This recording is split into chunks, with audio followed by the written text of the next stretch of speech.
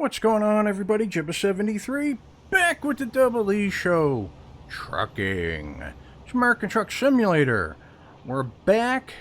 We're on our way to Ketchum. We're at a rest stop in Salmon, and we're gonna get underway. So let us do so now. Turn my lights on, even though it's daytime. I like driving with my lights on. Alright, so we're gonna pull up this way. And I believe, yep, gotta take a left. Right on.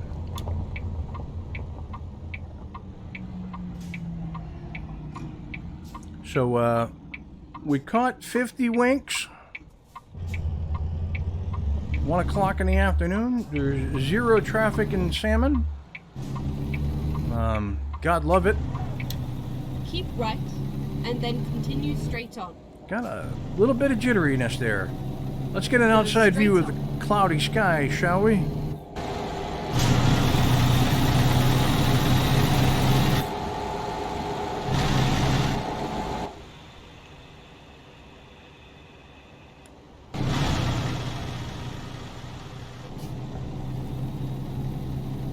Looks like we're going to get poured on some point here up the road. Oh, a nice old truck. I wouldn't mind having one of them, but what I really want is like a late 30s to mid 40s sedan, like a Chevrolet or an Oldsmobile or a Pontiac. By the way, if you're young and you don't know, Pontiac was a car brand made by General Motors, who makes Chevrolets and Buicks and stuff like that. But it went by the wayside at some point, and yeah, I'm sure, you know, even the youngest of people know about Pontiac Trans Ams and Pontiac Fieros and those of the like. But I digress.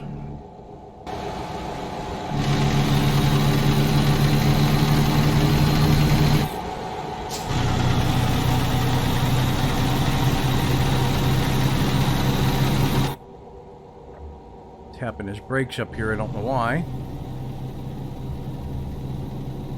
Go straight on. Right on. Okay, so we're heading down to Ketchum. And, yeah. Yeah, so the reason why I always like those old, like the style side cars with the steel big fender wells that covered the wheels, and the front doors that open in one direction and the rear doors that open in the opposite direction, or not. They don't have to do the suicide doors in the back. I just always liked that style car. When I was younger, I used to watch older movies with my dad and my mom, and we'd watch like old Bob Hope movies. We would watch old Charlie Chan movies and Mr. Moto, and just older movies that were made and made for TV stuff that was well, not really made for TV stuff back then, but anyways, older movies that were made in the 30s and 40s. My parents were both born in the early 40s. So, you know, they actually got to experience those vehicles. My father even made a couple in the drag cars for street drags. But I digress. Anyways, and I've just always been really enamored with that style of vehicle. So even if I were to just buy what they call a kit car, which is a vehicle that is made to be put on the chassis of a modern day vehicle. So you buy a... Keep right, and then continue straight on. You buy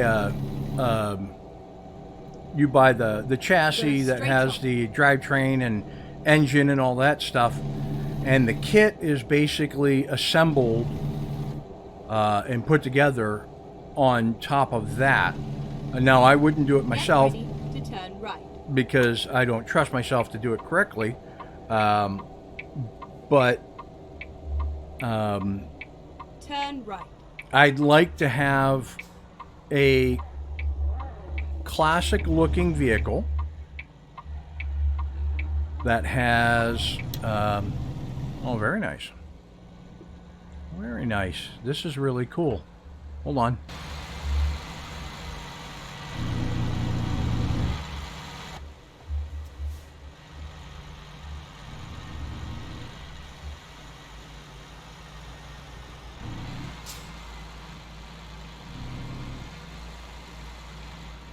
Looks like some kind of old mining area. Get ready to turn right.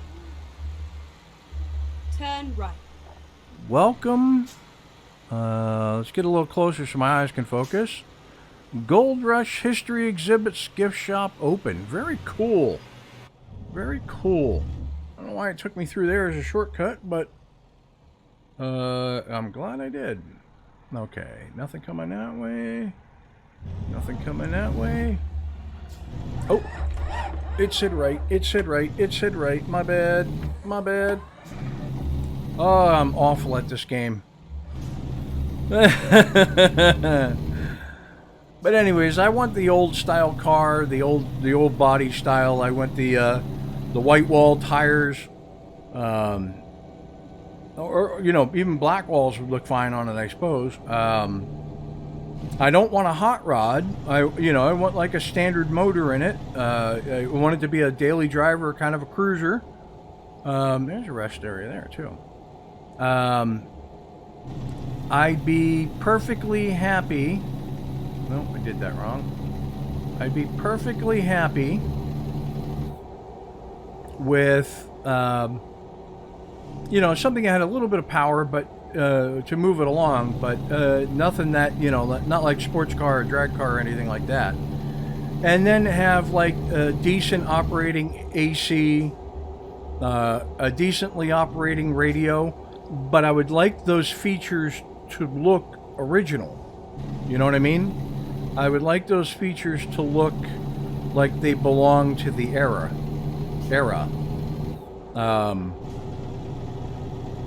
And then, yeah, I would drive the crap out of that.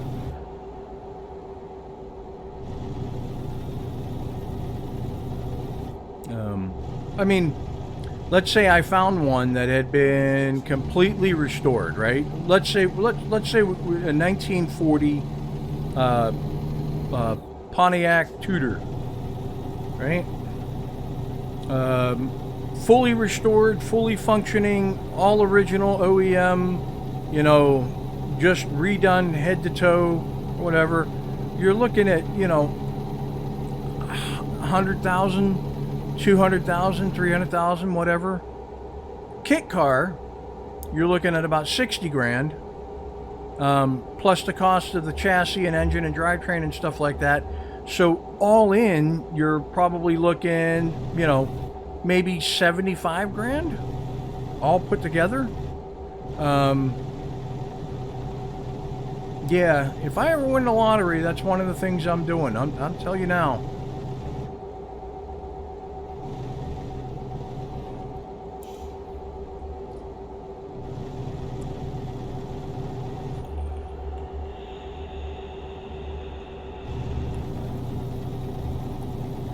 All right, so speed limit's 55. I'm going to try to get it up to 55 before the speed limit comes back down.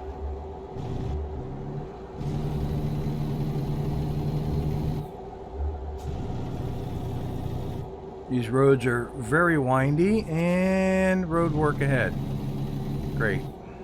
Where is this road work? It's right there. Okay. That wasn't bad. That wasn't bad. No construction today.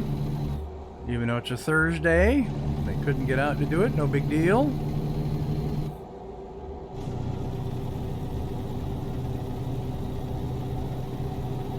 Cruising along, probably gonna get passed. I would pass me. I'm just saying, I would try to get around.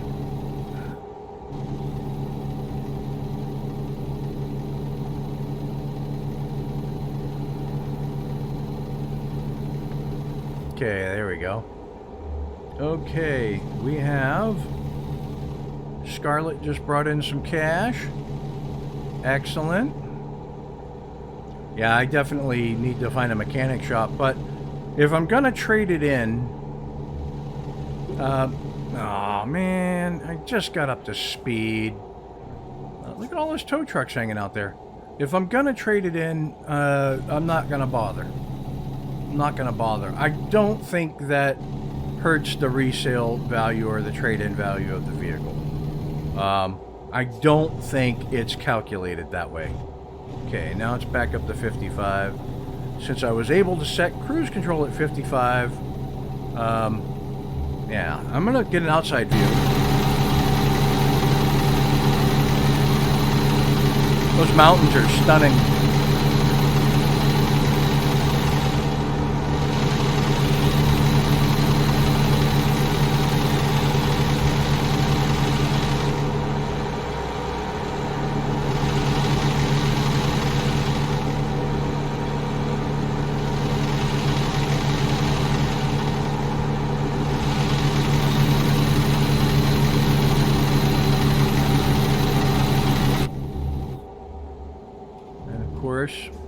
Back down in speed.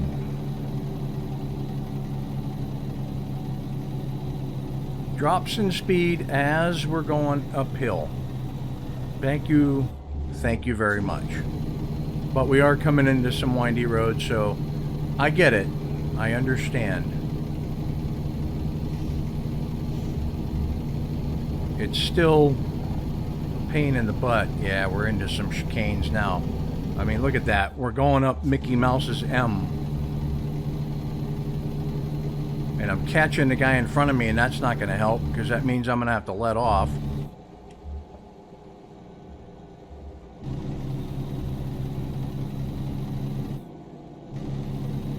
Right on. Nice roads. I'm digging it. Digging it. It's keeping me working. And especially since I adjusted the force feedback, I'm working the steering wheel. Gosh, I hope these belts don't break. That would suck major. I do not have a replacement wheel. I do not have a budget to replace the wheel. So yeah, so there's that. Boy, my trailer is just dragging over that line all the time. I'm trying to keep it in the lane. I suppose I've got a lot of room to the right that I'm not taking advantage of, because I keep thinking I'm going to clip something on the side of the road, because of the width of the truck, but that's probably not the case. There's a scenic outlook. Yep, over there it was. Right on.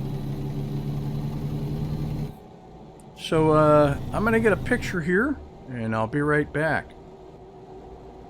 Right on. That was painless. Oh, come on, guy. You're killing me, Smalls. You're killing me. Right on. Boy, they did just cut through rock for this. Look at the upper road up there. Wonder how they get by going up the upper side of the mountain. Alright. Get this back to a map I can look at. Actually, it might be good for that right now.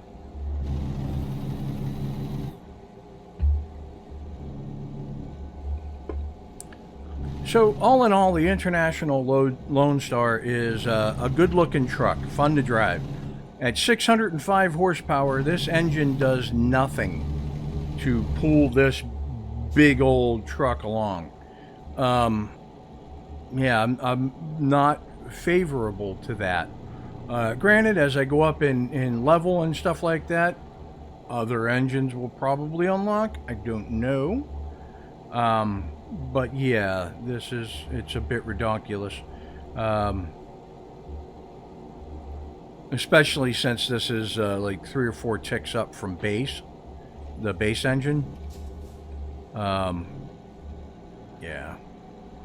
But I digress. Let's go outside.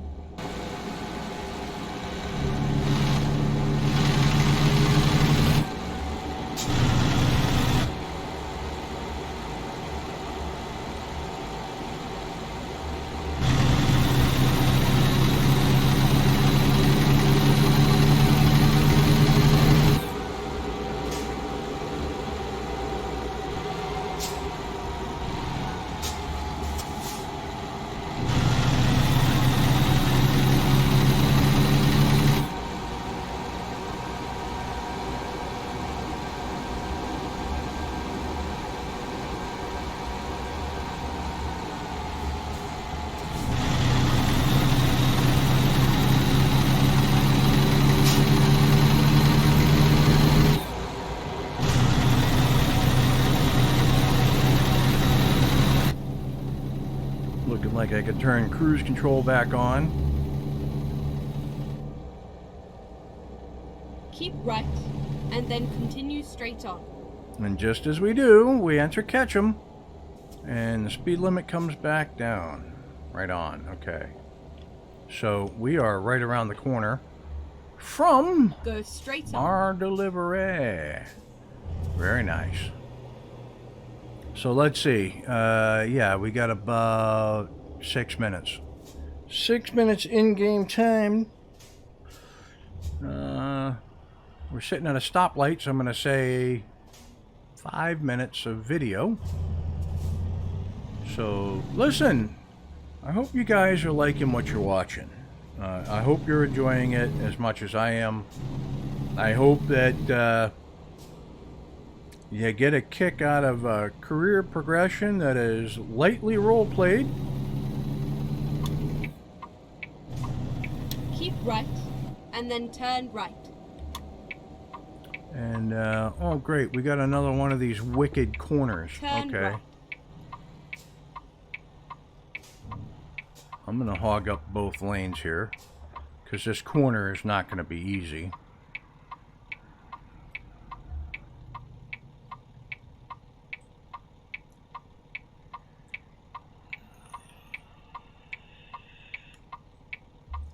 Right on, okay. Let's do this. I don't see them making anybody else make these turns. Anybody there? No?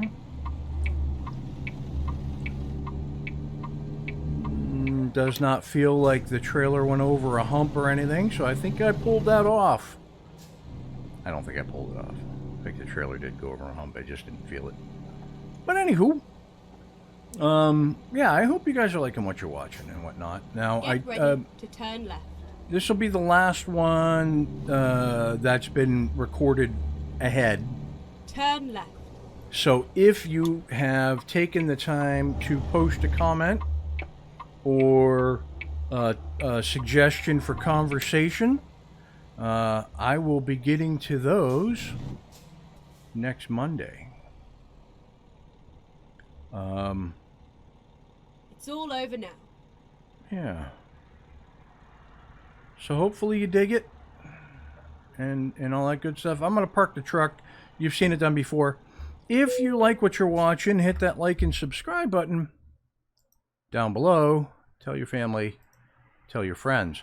If you have any suggestions, tips, tricks, anything like that, put them in the comments below, because I will read them. And with that, I will catch you next Monday for another episode of American Truck Simulator. Peace. That's a big 10-4, good buddy. I'm going to hop off the big road and pay the water bill. I'm 10-7 on the side.